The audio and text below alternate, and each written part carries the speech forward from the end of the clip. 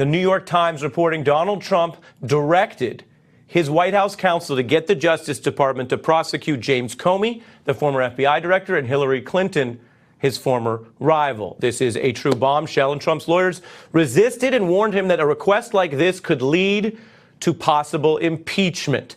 Ken Dilanian and Gene Rossi are here. Rossi, of course, is a former colleague of Rod Rosenstein at the DOJ and an experienced federal prosecutor. Ken Dilanian, a spot-on reporter for us. I want to begin with you, Gene, as our prosecutor, and say, in the A block, in the top of our show, we went through just what this means, and we had a pretty lively debate and discussion about how important it is. I want to go in with you now for viewers who are listening to this and saying, okay, so what? If Mueller knows this, is this something that is in his purview, and what does he do with it? Let me tell you this. I could draft an indictment against the President of the United States on 2 counts. One would be his relationship with Michael Cohen on the election fraud.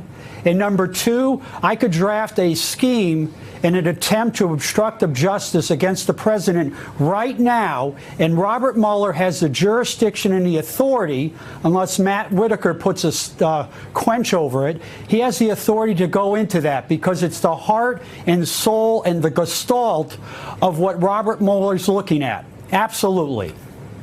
So, Gene, let's zero in on just that point, which is put aside the mystery around the 2016 election, put aside the campaign finance violations, which, as you mentioned, Trump's lawyer did confess to, and just this act, as outlined in the reporting from the New York Times, quoting the ultimate source, Donald Trump's own lawyer, and the White House counsel can get in the way, just like John Dean did, targeting Comey, who, again, I'm going to read from the article, was a witness against President Trump in the investigation by special counsel Mueller.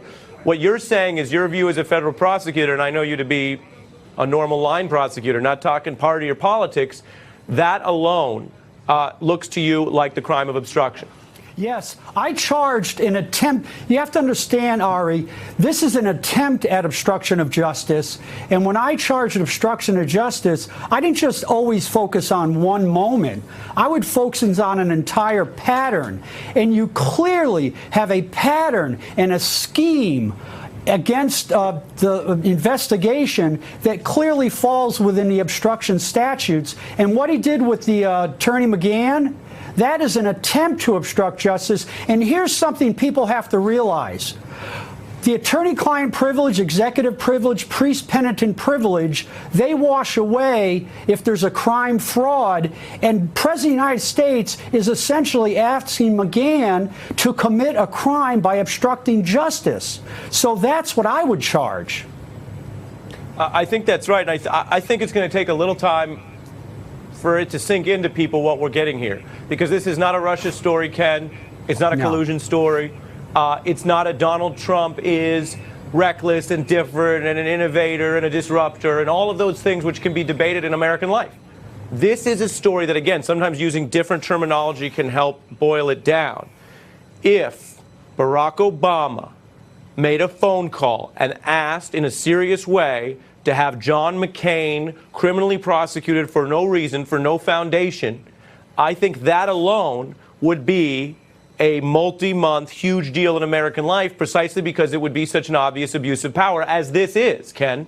I could not agree more, Ari. And in fact, the analogy here is Richard Nixon. I was reading before we got on the air the second article of impeachment against Richard Nixon, and it was all about obstruction of justice, intervening with the FBI, asking the IRS to investigate his political enemies, and asking the Justice Department, in one case, to drop an antitrust case against a big company in exchange for a political contribution. That was an article of impeachment. But here's the thing, Ari. There is no law, as you well know, there's no law, there's no statute that stipulates that the Justice Department is independent of the president. It's a tradition, mostly a post-Watergate tradition, in reaction to these abuses by Richard Nixon. And what Donald Trump has always claimed, he said it publicly, he believes that he controls the Justice Department. He's often said, I could wade in, but I've chosen not to. This is the theory of the unitary executive. Many legal scholars disagree, but this is kind of an unsettled law. The idea that he could order the Justice Department to investigate his political enemies. Imagine what would have happened if that order actually was transmitted. I think you would have seen mass resignations at the Justice Department, but perhaps eventually he would have found people to put in those jobs to actually carry this out. Although, Ken, it also goes back to what the power is and what the abuse is. The president has the power to drop bombs in real time. We don't have a mechanism to stop it in real time. If a president dropped bombs on the Hyatt because he owned other hotels and wanted to decimate the competition, I think very quickly, I trust that the country would deal with that. In other words, the bomb might ultimately drop. But then there's the abuse of power. And let me play for you, Ken, something that goes to your point, but people have forgotten, which is even when Donald Trump backed off publicly prosecuting Hillary, which we're learning tonight he was still agitating for privately, he used that same false conception that you just described, that it's his unitary call. This was on 60 Minutes. Take a look.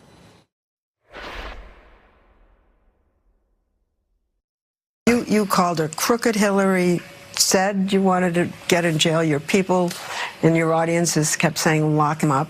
Yeah. Well, she did some bad bad things. I mean, she did some bad things. A special prosecutor? I don't want to hurt them. I don't want to hurt them. They're good people. I don't want to hurt them.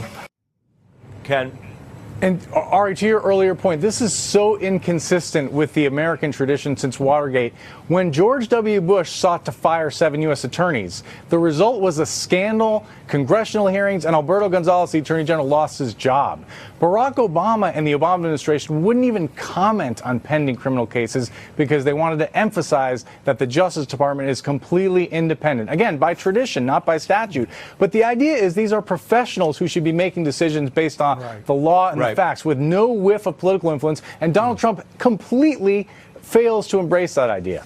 It's one of the biggest stories by far of the Trump presidency. I have to fit in a break because we're over on time. But Ken Dilanian giving us the context, and Gene Rossi, a DOJ veteran, saying this is literally indictable. Thanks to both of you. Hey, I'm Ari Melber from MSNBC. You can see more of our videos right here, or better yet, subscribe to our YouTube channel below. You could have been anywhere in the world, but you're here with us, and we appreciate that.